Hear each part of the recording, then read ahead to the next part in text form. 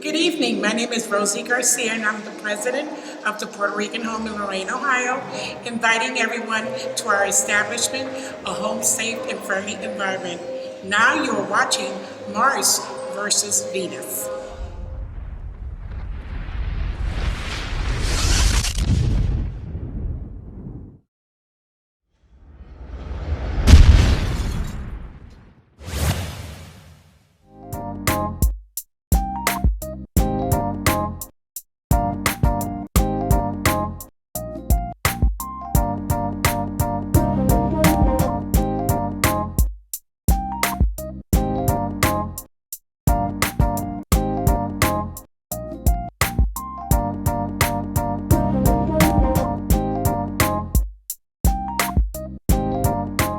Greetings, citizens, and welcome to another episode of Mars versus Venus. I am your host with the most, What's in Store with Timor, and boy, do we have a doozy of a show for you today. Fantastic show topics, awesome questions, and a phenomenal cast of characters. The co-hosts, let's start the introduction, shall we?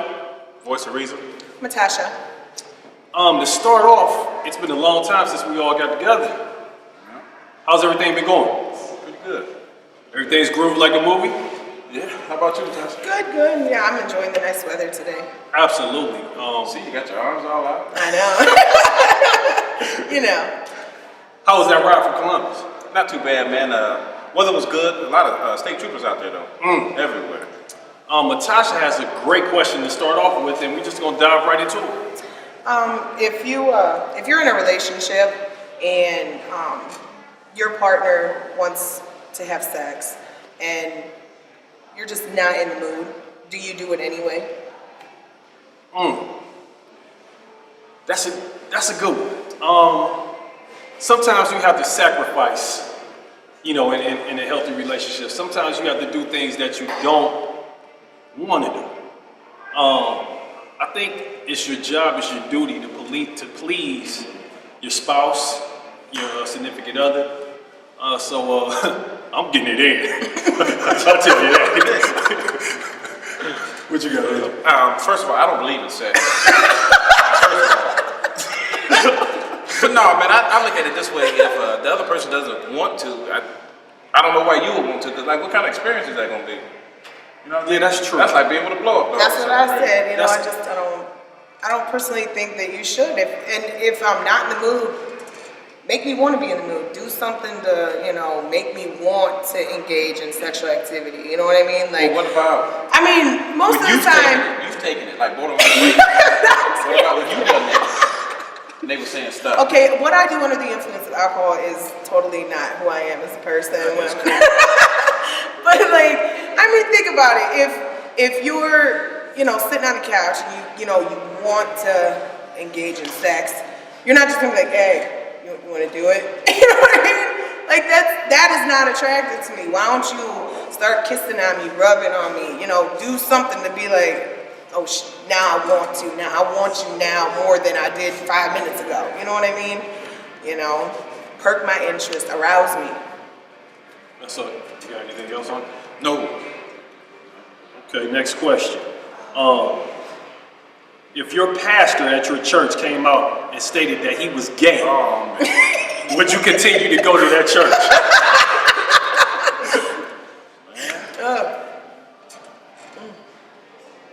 Go ahead. No.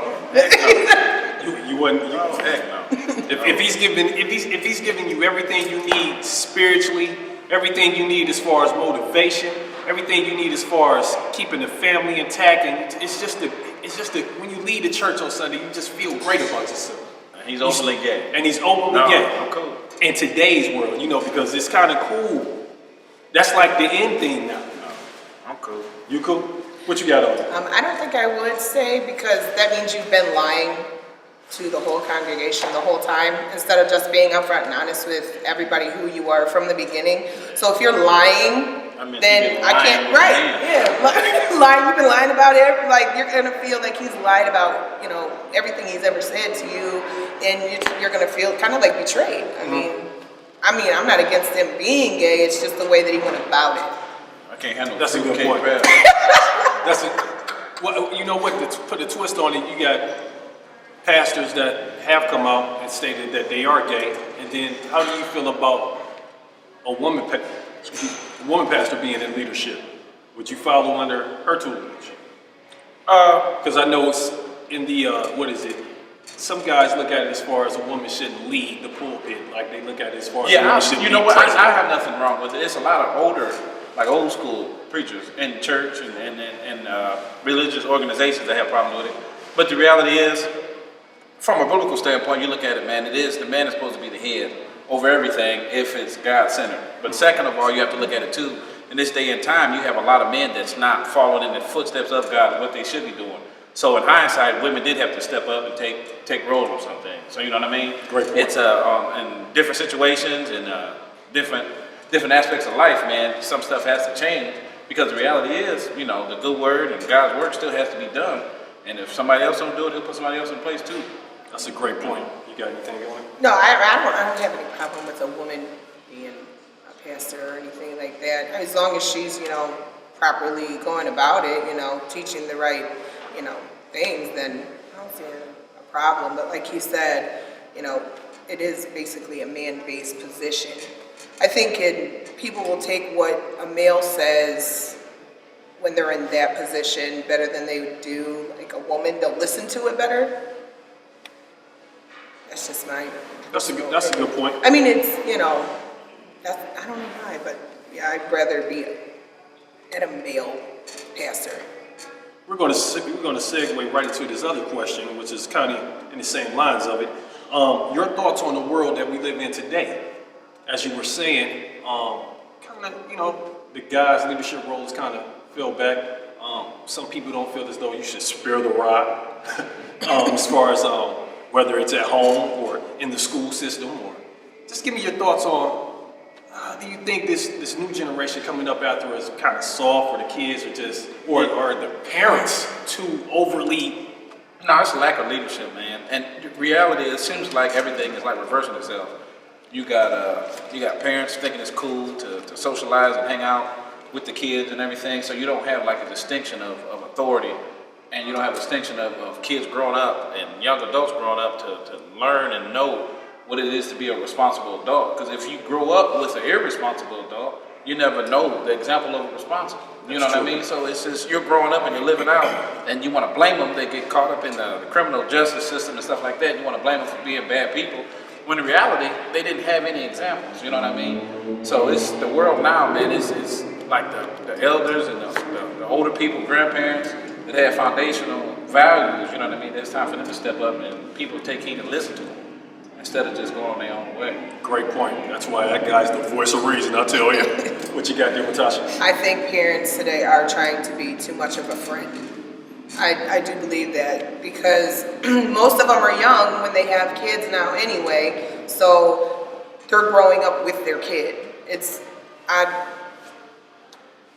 lack of respect also for, you know, people that are authority figures like teachers and stuff like that. They're beating up their teachers, and it's like, I would have never thought to do something like that. When they said do something, you just did it. These kids now, they don't do it. They backtalk you, they, you know, tell you ain't their parent or whatever, and it's like, no, but it's an authority figure that you're supposed to listen to. That's true. You know, that's what we was always taught as kids, you know. I don't care who they are, it's an adult, you listen to what they say. That's it, because it's an adult, it's a respect thing. That also lets you know that cocaine's a hell of a drug. I tell you. But it's definitely a lack of respect. It's definitely that I feel as though the parents are trying to be too much of a friend to a child. I'm big on respect. I'm big on you listen, and that's it. You know, period. Here's another one. Here's the age too, though, T. The age? The age that people having kids. Yeah. This I was is 8 and a half when I had my first son. 8 and a half. 8 and a half? Yeah, man. And you was shooting already? Shooting the club up already? I thought you was a virgin. Huh? You just said a few minutes ago you was. I was joking. About 8 and a half. Yeah, but yeah. Do you think it's still like I know we went through kind of a stretch where kids were really having kids very young. Right. Do you think it's But it's still happening. still? It's just it's like people have gotten accustomed to it, so you don't hear about it as much. You know, before it was like be on the news and internet and stuff. Yeah. But now it's happening all the time, so it's almost like the norm. Well, That's TV what stuff doesn't gets help when dated. they have, 16 and pregnant and teen mom and all that, so they make it look like it's cool to be a mom or dad at, 16, 15, 13. Yeah. You know what I mean? TV's not helping that aspect. They're trying to say that it's teaching them not to do it, but it's really not. Because then they're going to be like, well, if I have a kid now, maybe I can get a spot on TV. You know what I mean? It's terrible. You know, when I first started having my kids, I actually wanted to have my kids while I was still young. That way, I could still be active with my kids. I could teach my kids how to throw a jab, how to shoot a jump shot, how to ride a bike, and still be, active with them, and still be relatable. Still be, know what's going on. Sometimes you get parents that have kids where they might have their first kid where they're 45. Yeah. Right? So they're out of touch of a lot of things. It's like you come home, try to show your parents your homework, they like, it's foreign language to them. Right. They don't understand any of that. So that was my goal. That's one of the things I had intact with myself as far as when I started having kids, I wanted to have my kids young. That way I could still kind of be relevant, still know exactly what's going on, still actually tell them as well as go out and show them how it's supposed to be done. Right. Here's another one. If your best friend got pregnant by your child's father, would you be able to forgive him? No. So let her answer that. No. Not at all. No. Because there's just certain lines in a friendship that you do not cross. You just don't have sex with an ex, let alone my child's father. What if they like fell in love for real? Like No, the person you know better. Just You saying. know better. And he's my ex for a reason. Maybe I wasn't compatible. You're the easiest person to get along with. I don't have to be the easiest person to get along with, but it's just, that's still my son or daughter's father. You just don't do it. You just don't do it. Even if, say you guys got together, you guys were young, 18, 19, and then time is going on, time moved on, and they got together when they were 35.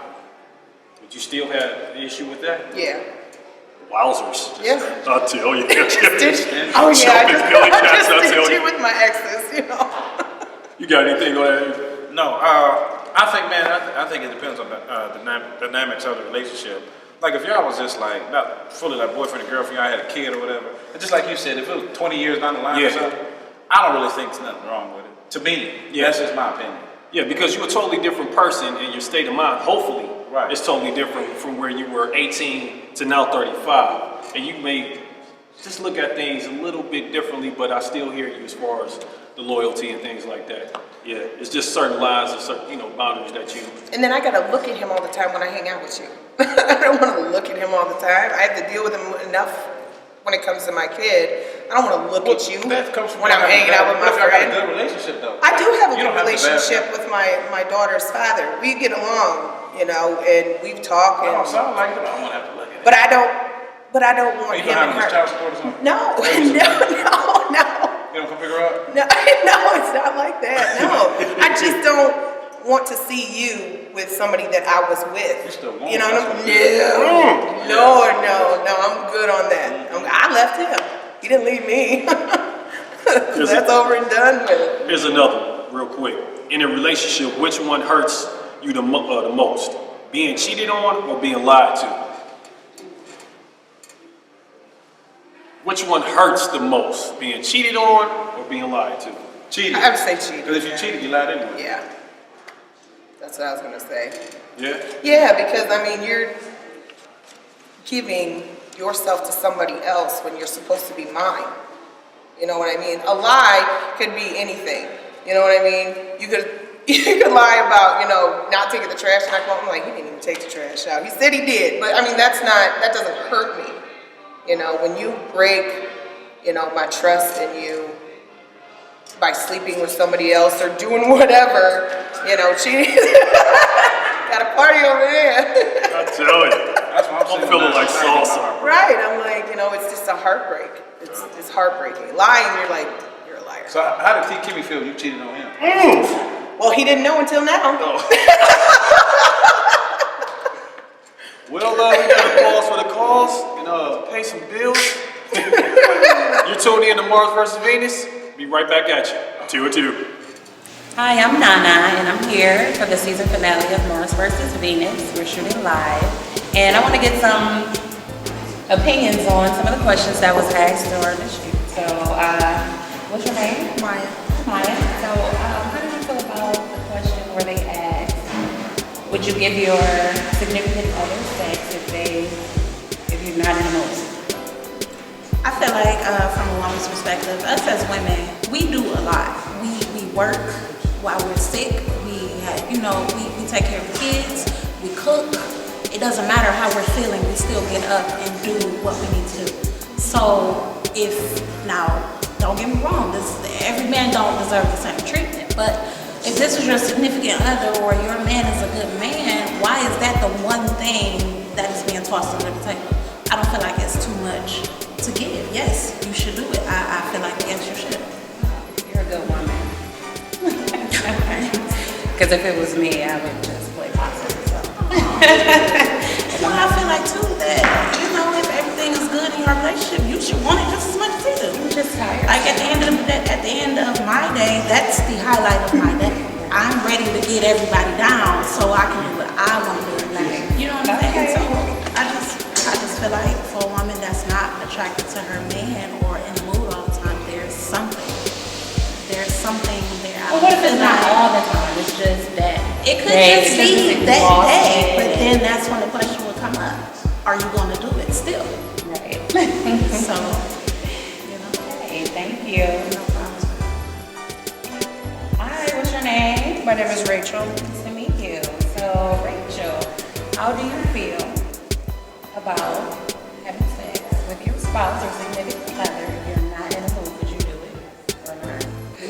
Yes, if you're in a relationship, that is your man, that is your responsibilities. Because if you don't do it, there'll be somebody else out there that will do that.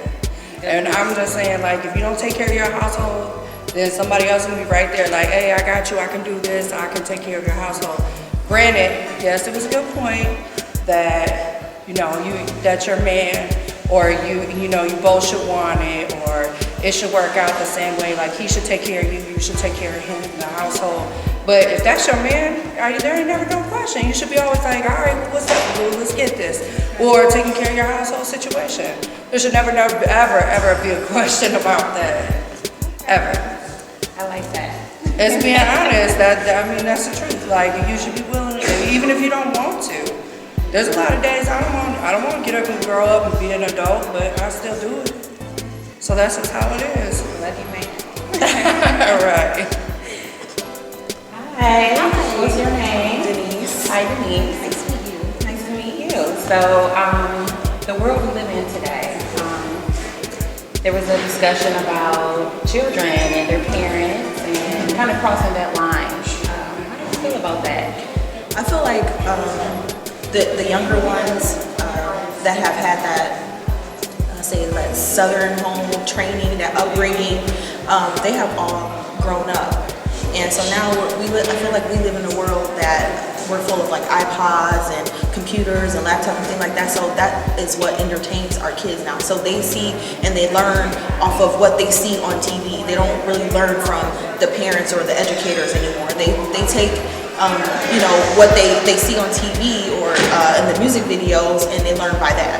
And I feel like Natasha, she said that there's a lot of teen parenting and different things like that. So as they're growing up, their children are growing up also. So it's a little bit, hard to teach them, their ways and what they're supposed to do. So I just feel like, we're in a tough world, and we just kind of, have to get back into our roots and our upbringing and get those people of wisdom to, connect with us, because it says that, a whole village is supposed to raise kids. So we have to reconnect. Yes.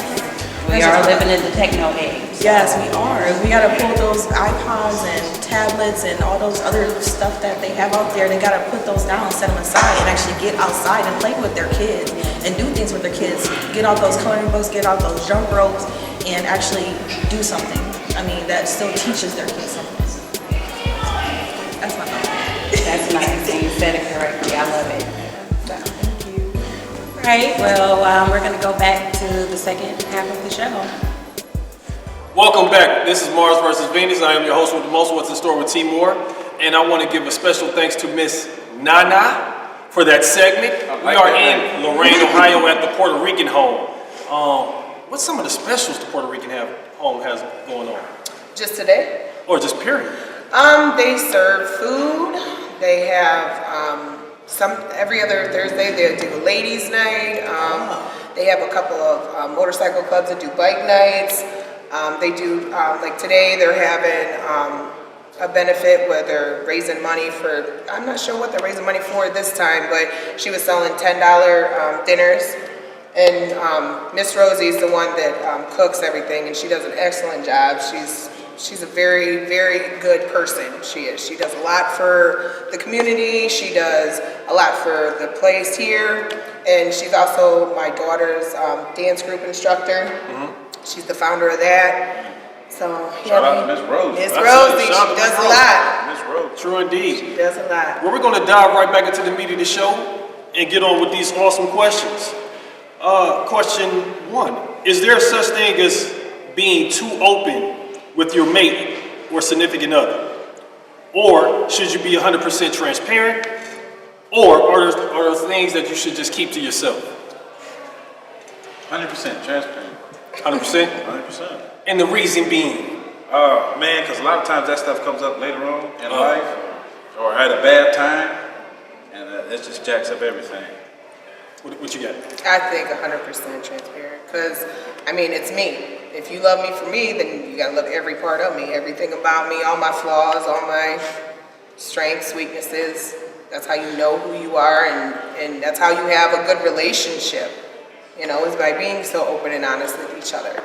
You start, hiding stuff, and that's how lies and rumors and all that type of stuff gets started, and then you lose that relationship. This is true. Nobody knows you like you. Right. And if you're feeling this other person, if you really want to be with this other person, if you want that person to love all of you, you pretty much need to open up. Open up like a book. But me being a man, I'm only interested in knowing the important things. I don't want to know who you've been with. Yeah, keep that. Okay, that's I don't know. That's I don't want to know why you, Ben and Jack broke up. That's none of yeah, my. that's none of my That's your concern. past stuff. Yeah. You don't need to drudge that out. Yeah, I'm not interested in any of that. Just the important things. The things that make you happy. What makes you laugh. What things you're allergic to. Can you cook? Yeah, that's a very the important important thing. things. You know what I'm saying? Anything else? We're doing something a little different here. Just a little twist of lemon with a lot of lies. I tell you.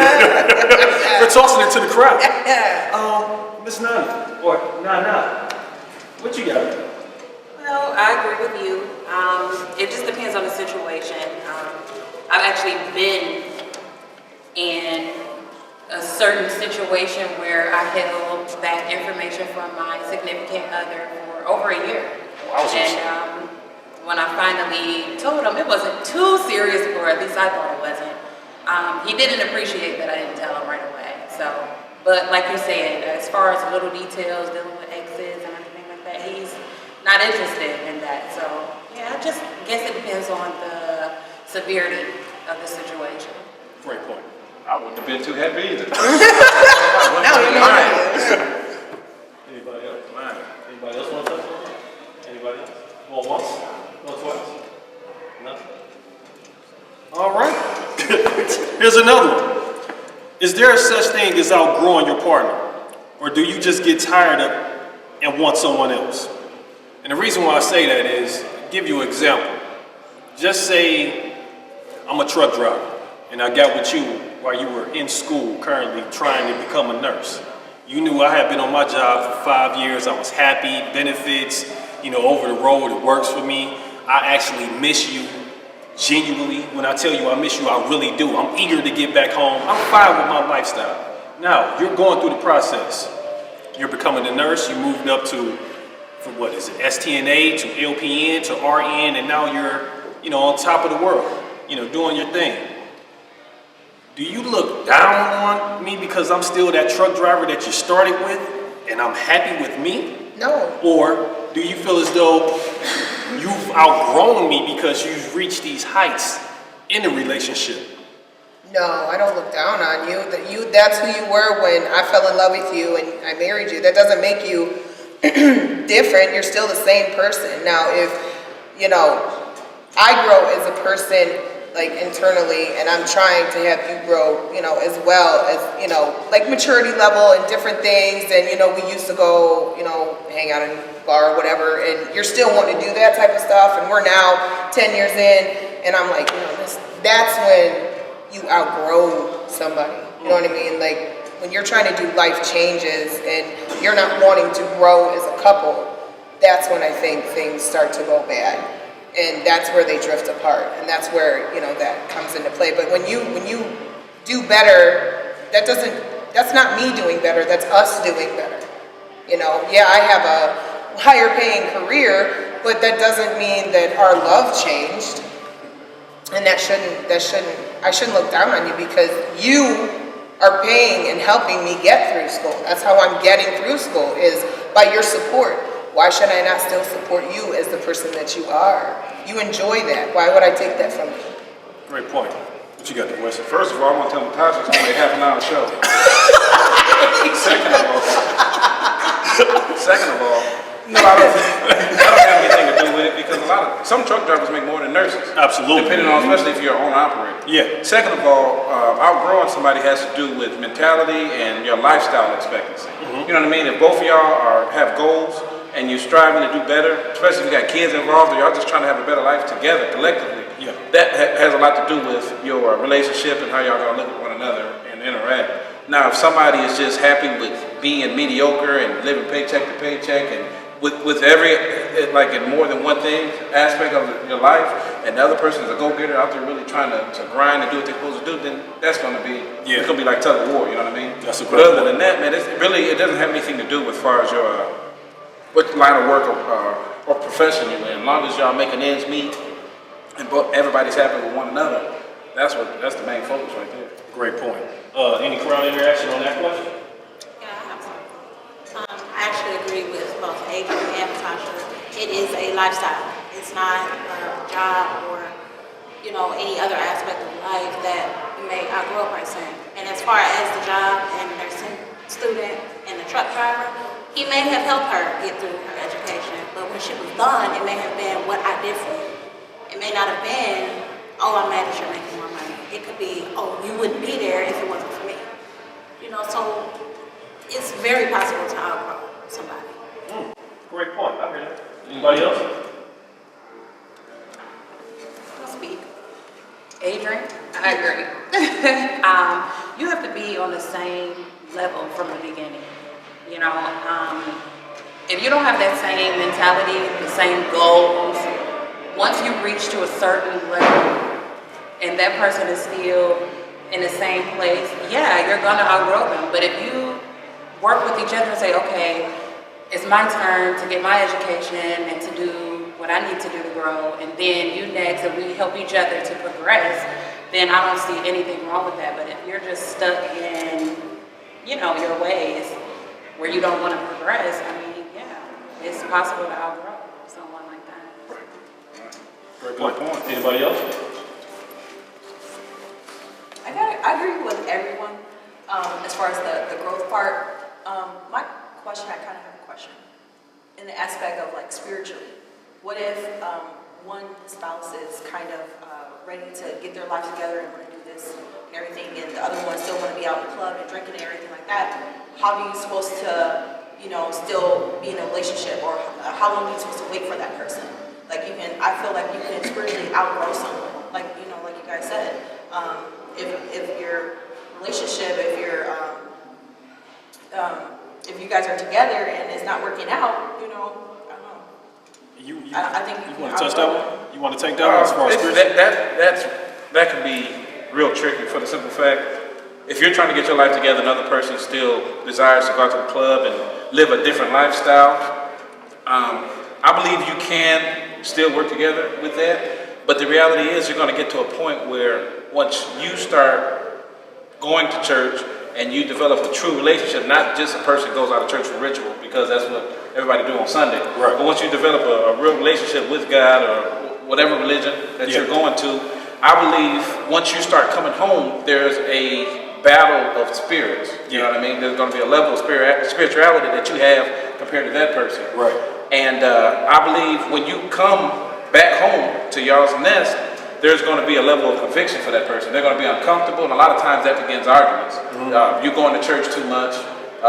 You act like you're better than me.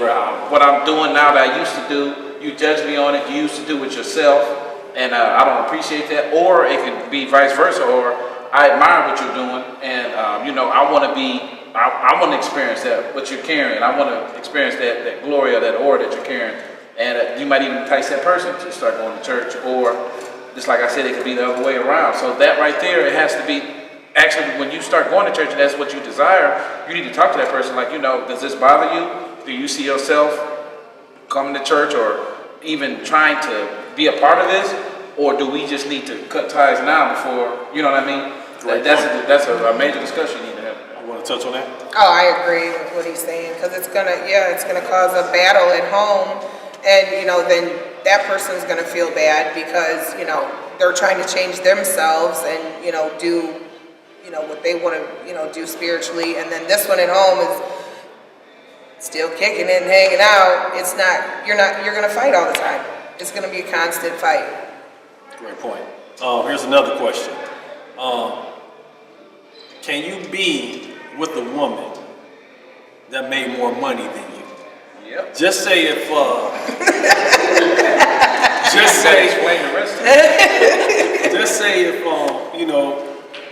now, can you get with a woman who already had more money than you, or as far as growing, That's and then what she I'm looking for now. wowzers?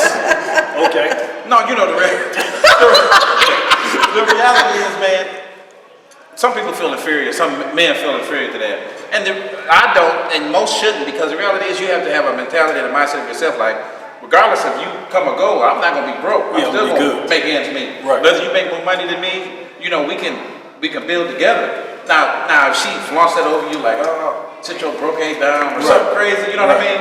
Or got money stashed off and hidden. Now, your relationship, boyfriend and girlfriend, okay, that's acceptable. But if y'all husband and wife, no secret, stuff like that, you know what I mean? Right. So you can make more money than me. Like, if I'm short, just help me out a little bit. Do you feel as though a woman will respect you as such, respect you as the man you are if she made more money? Yeah, because if y'all got together and she already made more money than you, she knows that. Right. So a woman that would not respect you, they be like, you ain't making no money. You know what I mean? Right. So the one that's making more money, it is, to be honest, man, that's a real woman. That's potential. You know what I mean? Yeah. Even if she makes more money than you, man, that doesn't mean that you're broke. Right. You can still make ends meet. Right. You can still take care of the household. That doesn't mean nothing. What you got? That's the maturity level. I don't date women. I mean, your point. No, She changed. Just today. today. No, I mean, I don't have a problem with, being with somebody that makes more money. And if I was the woman that was making more money than him, I wouldn't, throw in his face. I wouldn't throw in his face or, think less of him because he doesn't have as much as I do. Like I said, if you're together, it's our money. It's not my money. Okay. So I Any final reaction to that one? Speak. Okay. If a woman makes more money than her man, it's up to the woman to make sure that things are even. A man, at the end of the day, is still a man. He has an ego. He still feels like he is the man of whatever home. You have to cater to his ego. You have to let him know that he is still the man, whether you're making more money or not. And guess what he said? If he's a little bit short, help him out. Give him steps to it. Yeah, there you go. Man, You was raised right. Whoever raised Yes, you, I was. whatever town you came from, Not Lorraine. great point. Anybody else? she the one with the money. You see that necklace? Anybody else? I feel like it's levels to it. Like you said, just because she's making more, it doesn't mean that he's broke. Well, what if you have someone that's making minimum wage and someone that's making $100,000 a year? It's naturally going to be a little Let me take that. Yeah. I'm gonna take that. I'm gonna take those numbers. If I'm with a woman and I'm making 100 grand, then evidently she has 100 grand mine. So we're about to become business partners as well as lovers, as well as my wife the whole nine. If I got 100 grand, she got 100 grand, Right. and we gonna come together to make 2, 3, 4, 500 grand. Right. If we a team, we a team. There's no I in anything. So that's how I look at the situation, and that's from Timor, I tell you. Anything else? Okay, I want to touch on that, what Nana said. I like your name too. I want to touch on what she said. When she said like 100 grand minimum wage. Yeah. Now, if it's a dude making minimum wage, I'm speaking from a male's perspective. Right. Like, is he in school? Okay, we even had a show topic on this not That's too long true. ago. Is he doing something to make more than minimum wage? Because any adult, especially a grown man, should not be satisfied with just making a minimum wage. That's Now, if you just get back into the workforce, Yeah. you fresh out, you got to Right. do what you got to do. I understand that, Right. and that's honorable because you're getting a job. You know what I mean? But as a male, I think they should try to step it up. Even if you got a minimum wage, get 2 minimum wages. You know what I mean? Yeah. You know what I mean? So Yeah. it's just that right there is too far of a gap. Yeah, that is a big gap. Anything else? Nope. Okay, here's one for the fellas, because it's mostly been women-based, I tell you. Can a woman nag a man out of a relationship? I'll let the voice take that. Hell yeah. I mean, yes, I believe so. And the reality is sometimes, don't y'all get mad because there's a bunch of women back there. Look at Sean. This is the first time Sean ever listened. What is this shit? What I'm about to say? I believe so because it's 2 reasons. First of all, she can be that type of woman that has like a nagging spirit that wants to fuss or have an issue with something. Or she could be the type of woman that the man has done so much for so long that everything he does wrong and sometimes even right, she finds a problem with it. So she could be that type of person, or the man could have created that monster within her. That's a great point. What you got? Yeah, you can. You can nag yourself out of your relationship because Honesty. That's why she's single now. woo, I don't know. I'm not a nagger.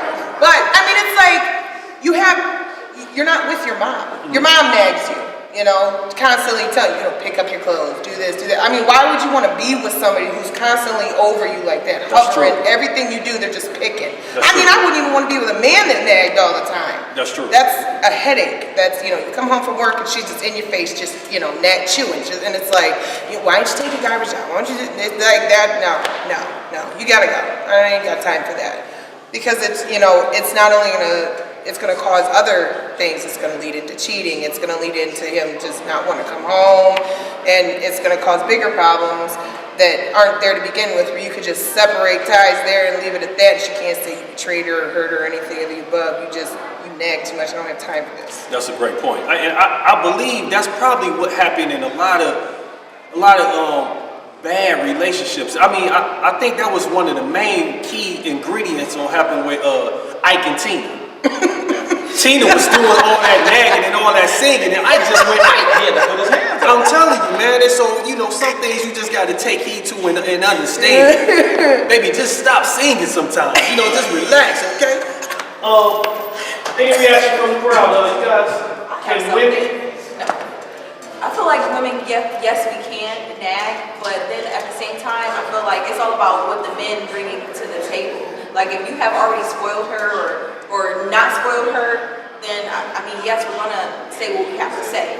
And then you have to think about the people that she surrounds herself with too. Like if her girlfriends are all getting married and she's feeling some type of way and they've been together for 10 years, of course she's gonna be coming to you like, why aren't we getting married? Why aren't we getting married? She's gonna nag at you. So I mean, it's all about who she's surrounded by. You got anything you want to touch on? Definitely, they can nag you out the relationship. You also have to think about, do you need to be nagged? Because I know a lot of guys, if you don't tell them to take out the garbage, they won't take out the garbage. You sum it up. It depends. Okay. Do you need to be nagged? Yeah, Because a lot of selling people out. need to be mama to death because that's how they was raised. That was a twist. Don't ask him no We're question. gonna be with mama's boy. If you don't need to be nagged, like me personally, nagging me out of a relationship. And that whole relationship thing too, that has to come from like you saying that if you haven't been spoiled enough, you shouldn't have been in there that long if you ain't taking care of you. You know what I mean? So you don't got no reason to nag. It's just time to go. Instead of nagging, just talk, like, sit them down, talk to them, and just let them know, like, look, this is the problem. Either this fixes or it's over. Don't just keep bringing it up because it's not going to do anything if you keep bringing it up. And he's not done it the first 20 times you told him. He's not going to do it. He's not going to change because, like you said before, men are like a straight line. You're not jagged. You're just cut and dry. Tell me what it is and we can fix it. Great point. Any parting shots before we get out of here? No, man. I just enjoyed being here today and having a crowd with us today, man. That was cool. I just want to say thanks to everybody for coming and hanging out with us, and thanks to the Puerto Rican Home for letting us have our show here today. That's all. I also want to say thank you to the studio audience. I want to say thank you to Miss Rosie, or Miss Rose. Yeah, Miss Rosie. Shout out to Lorain, Ohio. This is one of my first times in Lorain, Ohio. I'm here at the Puerto Rican Home, I tell you. Everything was groovy like a movie. And thank you for tuning in to Mars vs. Venus. And like I say at this time all the time, when you're having fun, it gets late early. Deuce.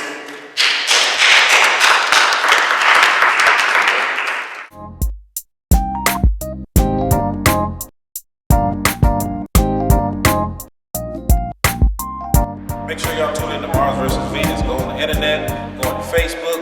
We're all posting it all the time. Make sure you check us out. Twitter. Thanks for all the support from everybody.